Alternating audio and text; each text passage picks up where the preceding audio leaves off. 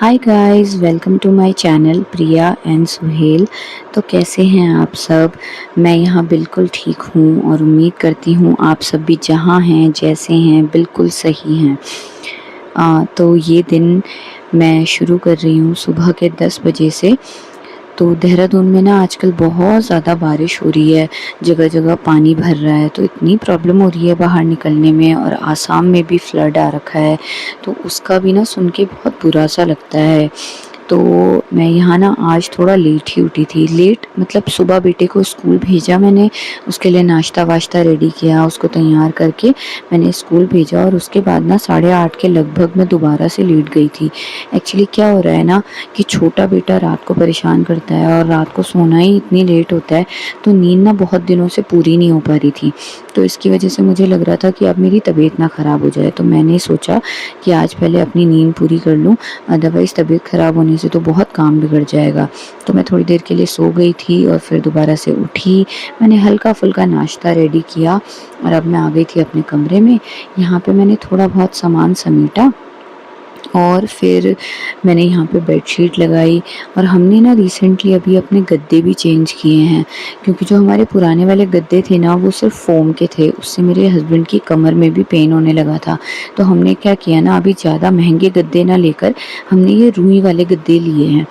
क्योंकि अभी बच्चे छोटे हैं, हमें पता है कि गद्दों ने ख़राब होना ही है, बच्चे ना टॉयलेट वग़ैरह तो कर ही देते हैं। जैसे मैंने नीचे शीट तो बिछाई रखी है प्लास्टिक की, बट फिर भी ना अब बच्चा बड़े हो गए हैं वो, तो इधर-उधर जाता रहता है, घूमता रहता है। वैसे तो बता देता है टॉयलेट के लिए, लेकिन कितनी बार होता है कि नहीं भी बताता है। तो यहाँ पे वो साइड में खेल रहा था और मैंने यहाँ पे पूरा बेड लगा दिया था, और फिर मैंने यहाँ पे उसे भी बिठाया साथ में, और बाकी काम कर रही थी, और टीवी लगा दिया उसके लिए कि थोड़ी देर देखेगा, पर वो देखता नहीं है। कैसा होता है ना कि टाइम इतनी जल्दी बदल जाता है, इतने सारे लोग होते हैं आस-पास, हमारे पास ना सिर्फ़ एक ही कमरा है, तो इसमें ना सब कुछ समेट के रखना, बिल्कुल वेल प्लेज़ेंट रखना बहुत मुश्किल हो जाता है मेरे लिए।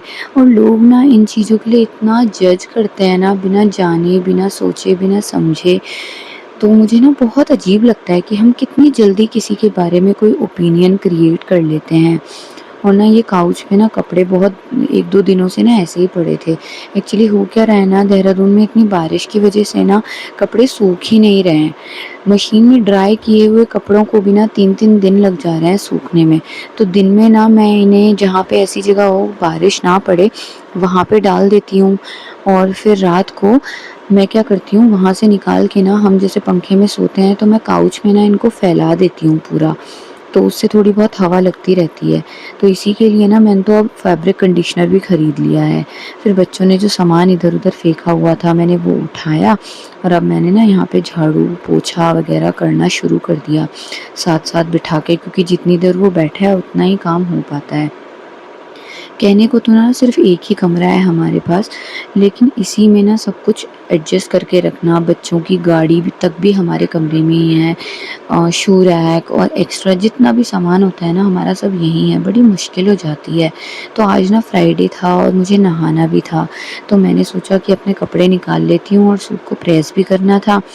तो मैंने अपना सूट निकाला और फिर मैं उसे प्रेस करने के लिए बैठ गई, और यहाँ पे ना मैं बेटे को ना बार-बार पीछे भी भेज रही थी, क्योंकि वो प्रेस देख के ना आता है छूने के लिए। मैं आँखें दिखा के कभी उसे पीछे कर रही हूँ, कभी बोल-बोल के पीछे कर रही हूँ। डर लगता है ना कि अगर बच्चे को चोट लग जाए या जल जाए, तो बेमतलब का नुकसान हो जाएगा। फिर जैसे ही मैं नहाने के लिए निकली ना, तो मैंने देखा कि बाथरूम में ऑलरेडी कोई घुसा हुआ है, तो फिर मैंने सोचा कि मैं किचन का ही काम कर लेती हूँ। यहाँ पे ना मैं बेटे को थोड़ी देर के लिए बिठा कर के जा रही थी, लेकिन वो बैठा ही नहीं। फिर किचन, यहाँ भी मेरा काम नहीं हो पाया, तो मैं किचन में पहुँच गई। अब किचन भी इतनी फैली हुई थी, लेकिन मैंने सोचा कि लेट करने से तो अच्छा है ना कि पहले मैं दाल-चावल अब दिन के लिए चढ़ा दूँ, क्योंकि आज सुबह के काम ऑलरेडी लेट शुरू हुए हैं, तो दिन का खाना भी कहीं लेट ना हो जाए। तो मैंने ना यहाँ पे दाल को चढ़ाया, धोया, और फिर चावल भी ना साइड बाय साइड चढ़ा दिए।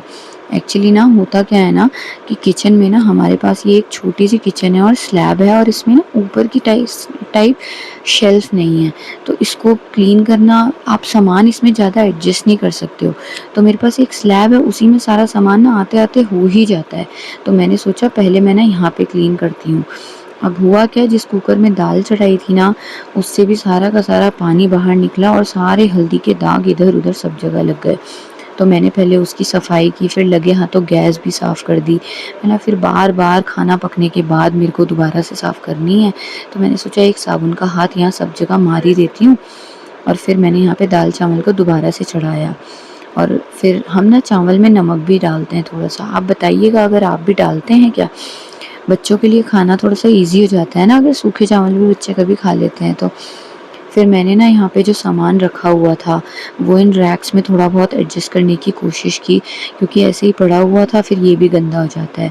फिर मैंने यहाँ से ना सामान रखा हुआ था, जैसे दालें वालें हुई, कुछ पैकेट हुआ ना, इन छोटे-छोटे कामों को ना बच्चों के साथ करने का मौका ही नहीं लगता है। तो मैंने ना ये सब फ़िलहाल के लिए एक पन्नी में डाल के और एक बास्केट लेकर ना उसमें रख दिया कि जैसे ही टाइम मिलेगा मैं बाद में इसको फिर अरेंज कर दूँगी। यहाँ पे ना फिर मैंने क्या किया ना, ये सामान अरेंज करने के बाद मेरा इंडक्शन रखा है, उसका स्विच हमारे पास ना वहीं पे एक स्पॉट बनता है सिंक के पास, वहीं पे लगाना पड़ता है। तो जब भी मुझे लगाना होता है ना, मैं यहाँ पे लगा लेती हूँ। तो फिर ये भी ना थोड़ा गंदा हो रहा था। एक्चुअली होता क्या है ना, मैं इसको यूज़ करने के बाद ना मेरे आटे का जो ड्रम है ना, मैं इसको उसके ऊपर रख देती हूँ, तो थोड़ा बहुत आटे के ना दाग से लग जाते हैं, सूखा आटा ना चिपक जाता है। तो फिर मैंने क्या करा ना, स्लैब साफ़ करने के साथ-साथ ना मैंने अपने इस इंडक्शन को भी साफ़ किया और इसको साइड में ना यहीं पे रख दूँगी। तो एक-एक सामान ना उठा-उठा के पूरा का पूरा साफ़ कर दिया है, ताकि कम से कम एक काम मेरा निपट जाए। तो अब यहाँ पे मैंने इंडक्शन रखा और साइड में फिर से सामान फैल गया था, तो जगह ना होने के कारण मैंने इंडक्शन के ऊपर ही उस सारे सामान को एडजस्ट कर दिया। यहाँ पे मेरे चावल भी पकने वाले थे और मैंने क्या किया ना, एक फाइनल वाइप मार के, एक सूखा कपड़ा मार के मेरी किचन पूरी की पूरी साफ़ हो गई थी। और कितना सुकून मिलता है ना एक साफ़ जगह को देखकर। मतलब मुझे लगता है सफाई करने का एक सबसे बड़ा रीज़न यही है। तो दिन में ना नमाज़ का टाइम हो चुका था, तो मैं नहा धो चुकी थी और फिर मैंने नमाज़ पढ़ी और अब ना बच्चों को लाने का टाइम हो गया था एक्चुअली, तो मैं बच्चों को लाने के लिए ना तैयार होने लगी। मेकअप कुछ ज़्यादा करना नहीं होता है, एक हल्की सी लिपस्टिक ही लगाती हूँ मैं सिर्फ।